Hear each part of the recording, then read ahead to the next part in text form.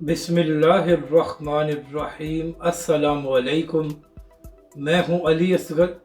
और आप देख रहे हैं मेरा यूट्यूब चैनल। फैज़ाबाद धरना केस की सुप्रीम कोर्ट में समाअत और चीफ जस्टिस काजी फ़ाइज़ ईसा शदीद गुस्से में तहरीक लब्बैक वालों को बुलाओ और क्लीन चिट क्यों दी, इस वीडियो में हम इसी के मुतालिक बात करेंगे। नाज़रीन कराम, कल सुप्रीम कोर्ट में एक बार फिर फैज़ाबाद धरना केस के हवाले से समाअत हुई और हुकूमत ने अटॉर्नी जनरल के ज़रिए फैज़ाबाद धरना कमीशन की रिपोर्ट सुप्रीम कोर्ट में जमा कराई और नाज़रीन कराम, अटॉर्नी जनरल ने ये रिपोर्ट पढ़ कर सुप्रीम कोर्ट में सुनाई।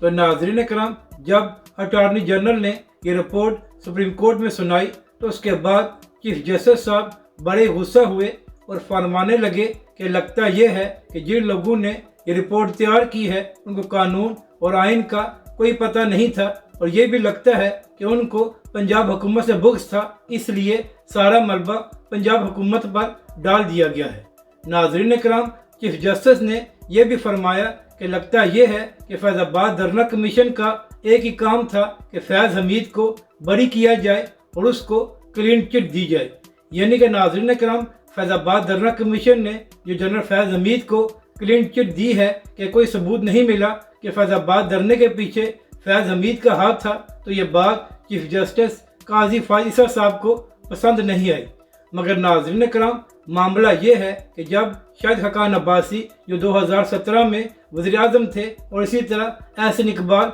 जो उस वक्त वज़ीर दाखिला थे, जब ये दोनों फैज़ाबाद धरना कमीशन में ये बयान देंगे कि हमारे पास कोई सबूत नहीं है कि फैज़ाबाद धरने के पीछे कोई एजेंसी या कोई शख्सियत यानी कि फैज़ हमीद थे, तो फिर नाज़रीन कराम, किस बेस पर फैज़ाबाद धरना कमीशन ये सारा इल्ज़ाम फैज़ हमीद पर डाल देता। और नाज़रीन कराम, यहाँ पर सवाल ये भी है कि चीफ जस्टिस साहब, आपने अपने फैसले में ये लिखा था कि फैज़ाबाद धरने के पीछे फैज़ हमीद का हाथ है। तो नाज़रीन कराम, यहाँ पर चीफ जस्टिस साहब से भी ये सवाल बनता है कि जब उस वक्त का प्राइम मिनिस्टर और वज़ीर दाखिला दोनों एक बात कर रहे थे कि हमारे पास कोई सबूत नहीं है, तो फिर चीफ जस्टिस साहब, आपने ये बात अपने फैसले में किस तरह लिख दी थी कि फैज़ाबाद धरने के पीछे जनरल फैज़ हमीद है? क्योंकि नाज़रीन कराम, ये इल्ज़ाम सिर्फ फैज़ हमीद पर नहीं था, बल्कि ये इल्ज़ाम तहरीक लब्बैक पाकिस्तान पर भी लगाया गया था कि तहरीक लब्बैक पाकिस्तान ने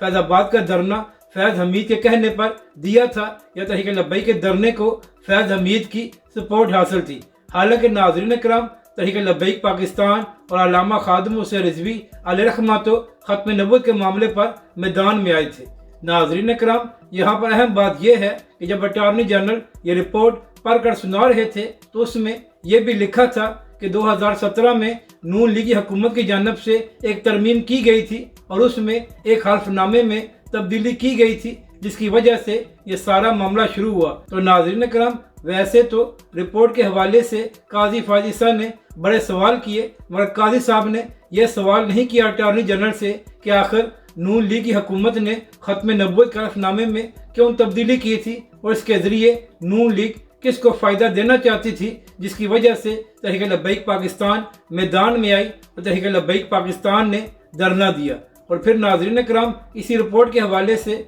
काजी फ़ाइज़ ईसा साहब ने यह भी फरमाया कि सारे मामले में तहरीक लब्बैक पाकिस्तान भी एक फरीक थी, तो फैज़ाबाद धरना कमीशन ने तहरीक लब्बैक के लोगों को क्यों नहीं बुलाया और तहरीक लब्बैक के लोगों से सवाल क्यों नहीं किए गए। तो नाज़रीन कराम, यहाँ पर काजी फ़ाइज़ ईसा ने सही फरमाया कि तहरीक लब्बैक पाकिस्तान भी इस सारे मामले में फरीक थी और फैज़ाबाद धरना कमीशन को तहरीक लब्बैक के कायदीन को भी बुलाना चाहिए था। तो नाज़रीन कराम, इसी हवाले से हाफ़िज़ साद रिज़वी ने भी ये बयान दिया था कि हम पूरी तरह तैयार हैं कि फैज़ाबाद धरना कमीशन हमें बुलाए और तहरीक लब्बैक पाकिस्तान अपना मौक़िफ़ दे और फैज़ाबाद धरना कमीशन को बताए कि आखिर तहरीक लब्बैक पाकिस्तान ने धरना क्यों दिया था। मगर नाज़रीन कराम, यहाँ पर एक सवाल सुप्रीम कोर्ट और चीफ जस्टिस काजी फ़ाइज़ ईसा से भी बनता है कि काजी साहब, जब आप खुद ये बात फरमा रहे हैं कि फैज़ाबाद धरना केस में तहरीक लब्बैक पाकिस्तान भी फरीक है,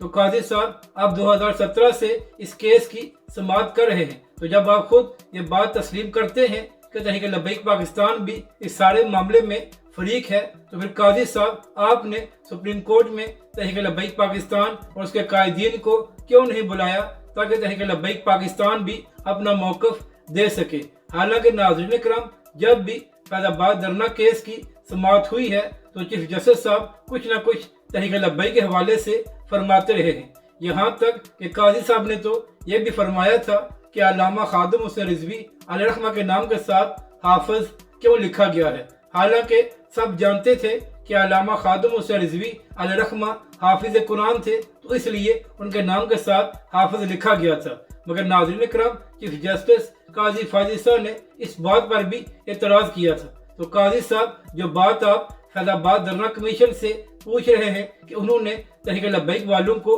کیوں نہیں بلایا، تو قاضی صاحب آپ سے بھی یہی سوال ہے کہ جب آپ خود فیض آباد دھرنے کے حوالے سے سماعت کر رہے تھے تو آپ نے اس سارے عرصے میں تحریک لبیک کے قائدین کو کیوں نہیں بلایا کہ تحریک لبیک کے قائدین اور حافظ سعد رضوی آپ کو بتا سکے کہ آخر تحریک لبیک پاکستان نے دھرنا کیوں دیا تھا؟ ناظرین کرام اہم بات یہ ہے کہ 2017 سے 2024 تک پاکستانی میڈیا پر بھی فیض آباد دھرنے کے حوالے سے پروگرام کیے گئے ہیں اور سپریم کورٹ میں بھی فیض آباد دھرنے کے حوالے سے سماعت کی گئی ہے، اور ناظرین کرام ہمیشہ ہی تحریک لبیک پاکستان کو نشانہ بنایا گیا ہے اور یہ تاثر دینے کی کوشش کی گئی ہے کہ تحریک لبیک پاکستان نے کسی کے کہنے پر دھرنا دیا تھا، جبکہ دوسری جانب فیض آباد دھرنا کمیشن نے اپنی رپورٹ میں یہ کہا ہے کہ کوئی ثبوت نہیں ملا کہ تحریک لبیک پاکستان نے کسی کے کہنے پر دھرنا دیا تھا، بلکہ جب نون لیگ کی حکومت میں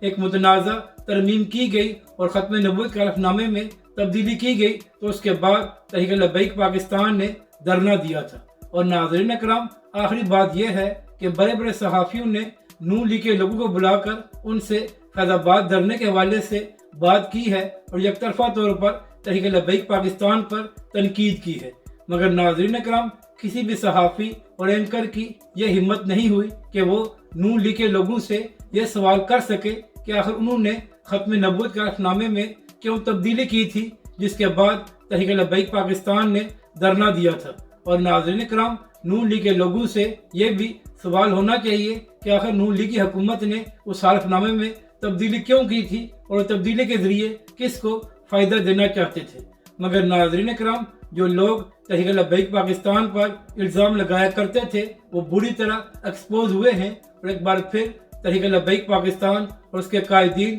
سرخرو ہوئے ہیں، اور یہ بات ثابت ہو گئی ہے کہ تحریک لبیک پاکستان نے کسی کے کہنے پر دھرنا نہیں دیا تھا۔ اور چیف جسٹس قاضی فاضل صاحب آپ سے بھی یہ بات عرض کرنی ہے کہ آپ 100 کمیشن بنوا لیں تو ہمیشہ ایک ہی بات ثابت ہوگی کہ تحریک لبیک پاکستان نے کسی کے کہنے پر دھرنا نہیں دیا تھا، بلکہ تحریک لبیک پاکستان ختم نبوت کے معاملے پر پہرا دینے کے لیے میدان میں آئی تھی۔ یہی وجہ ہے کہ اس وقت تحریک لبیک کے کارکنوں پر ہزاروں شیل برسائے گئے اور تحریک لبیک پاکستان کے 8 لوگوں کو شہید کیا گیا۔ ناظرین کرام سپریم کورٹ میں اس معاملے پر بھی کبھی بات نہیں کی گئی کہ تحریک لبیک کے کارکنوں پر ہزاروں شیل کس نے برسائے تھے اور تحریک لبیک پاکستان کے 8 کارکنوں کو کس نے شہید کیا تھا۔ ناظرین کرام اس کمیشن رپورٹ میں یہ بھی کہا گیا ہے کہ فیض حمید صاحب نے جو تحریک لبیک پاکستان اور حکومت کے درمیان معاہدے میں ثالث کا کردار ادا کیا تھا